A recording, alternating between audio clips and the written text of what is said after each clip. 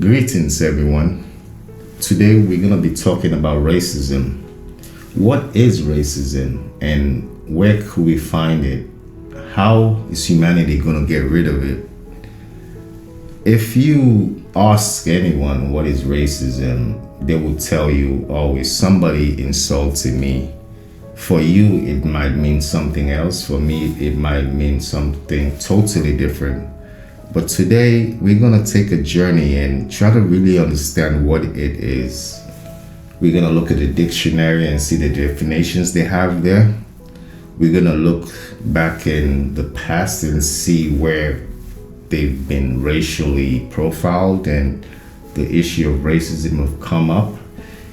Because just like any issue where you try to resolve it, it's important that you understand the roots. Like any psychiatrist, the only way they could truly understand the problem is by knowing the history of the individual, the background. So come with me on a journey as we explore humanity's evolution with trifle issues it faces against each other. We're gonna see where racism emerged from, and together we're gonna see those who stood up against it and try to end it. And we're also gonna see how it affects us today and how we can identify it in the ways we're gonna be able to eradicate it from our society once and for all. So that's the introduction, part 2.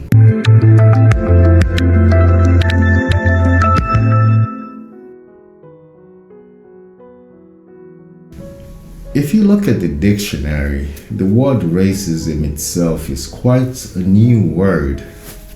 Before I even read the definition, it says the word was introduced in the language in the 20th century.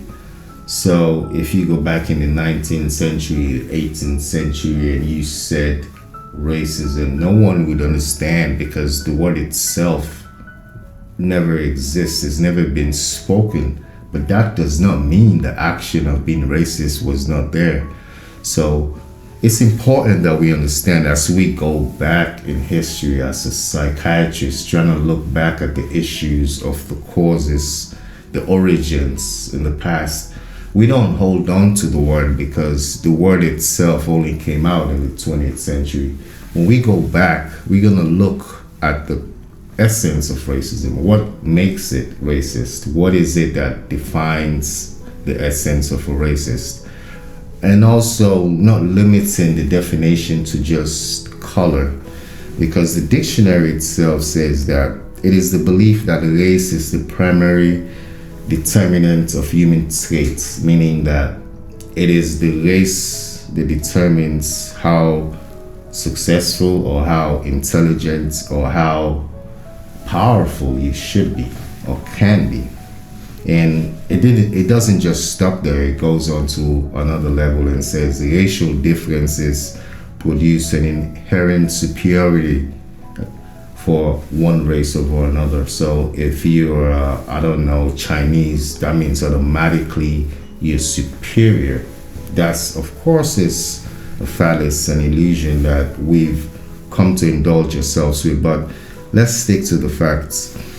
Discrimination and prejudice, that's what entails when you look at the word racism. The dictionary says wherever there's discrimination of one form or another based on the color of one's skin, or a prejudice being shown against a certain individual based on the color of their skin, you could say that is a racist occurrence. So when we look at group consolidation, by group consolidation, I mean when groups of people come together and they band and label themselves in a certain way, they're in general inclined to look down on an opposing group. Say, for example, my football team, whenever we meet up, and then there's the other opposing team on the other side of the street, the footballification. Whenever someone is not in my team, I'm bound to despise them. I wouldn't show them the kind of love and affection I would normally show to someone who is on my team. So when we say racism can be defined as a footballification, or you can compare it to a football league where one race is in one team and the team is trying to defeat the other team, so it's only natural that one team hates the other team and tries to do better. It's a more menial perspective, or a lens, a way of just perceiving the issue. But we will go beyond that and say it's not just these races competing amongst themselves as groups, because you could say only a particular race chooses to address the arena in such a fashion. So we're gonna move forward now into the middle, into the journey. This was just a warning for us to not hold on to the word itself when we go in search back in the past, but trying to understand the concepts that defined it, which are discrimination, prejudice, and understanding the group dynamics of just one group coming together and hating another group, because like in any other football team, you're supposed to hate. So we trying to lay down these ground rules. Now we're gonna start the journey as far back as we could. How far back can we go in history and say people have endured racism? The Jews, not just notorious, they've been victims, not just in the Holocaust, but farther back, they would say, when they did go into Africa, what we now call Egypt. Surprisingly, not everyone knows that Egypt is in Africa. But yeah, when the Jews were in Egypt, initially they went there as their brother Joseph was sold into slavery. As a kid, it was pathetic. I mean, his brothers felt jealous of him and thought to get rid of this kid, so they sold him to the nearest Arab or whoever was buying slaves those days. And for some reason, Joseph made it into Egypt, where he flourished in the society that he found himself in, and not only grew from a petty slave, but he became almost like a member of parliament, a very high authority figure. And when his family members came back to see where he was, they couldn't even recognize him because they sold a little kid. But the gist of the story is, eventually Joseph got his family back into Egypt, into Africa, and the migrants moved in, and they always felt to them that they were oppressed, even though the fate with which they came in was genuinely in search of food. There was so much starvation going around. But what happened in that dynamics? Let's don't get carried away. What happened? The Jews felt oppressed. They felt like they were being racially profiled just because of being Jews, and they never felt free until they had to flee or leave, headed by Moses. Why Moses became such a figure? Moses was the hero in that situation that liberated the Jews from Africa. As an African, I know African school of thoughts that would dispute those claims that initially they came in with good intentions, only to help, and that they were never slaves. But there is a perspective of a foreigner going into another country that could hardly be understood from those who predominantly stay in that country. So Moses was a hero. We give him that. Now we can move on to another situation. It's not just say the Jews. We can look back in England, classical time in England in the 14th century, when a guys like Robin Hood were running around the hoods trying to rob the rich to give to the poor. What kind of issues were going on there that you could say were racist? After all, these were all white people. Could racism truly have existed during Robin Hood's times? Well, let's find out, because what happened then was there were class wars. People were being discriminated upon, not based upon the color of their skin. They were being discriminated upon based upon their class. You could be considered a lower class just based upon the way you speak, based upon the family you're from. If you're not a member of the church, if you're not married into a royal family, you could be considered a lower class.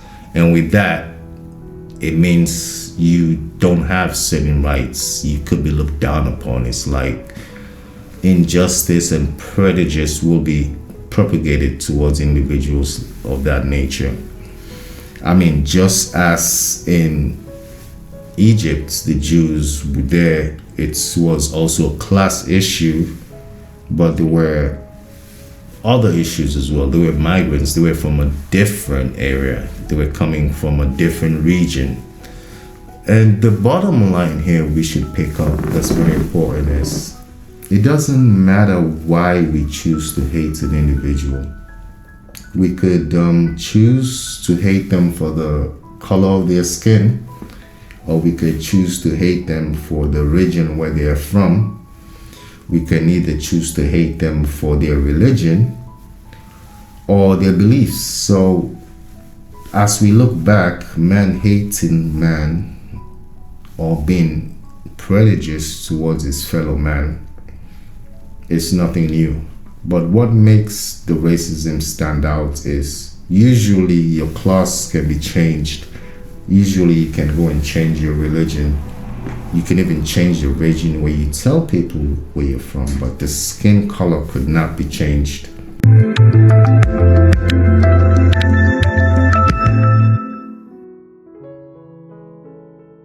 So if we were to take anything from Robin Hood, we saw him as an individual who was necessary for his time because of the injustice that was occurring between different classes, and history holds him a great favor for contributing in a positive way in creating a more fairer England and a more fair Great Britain.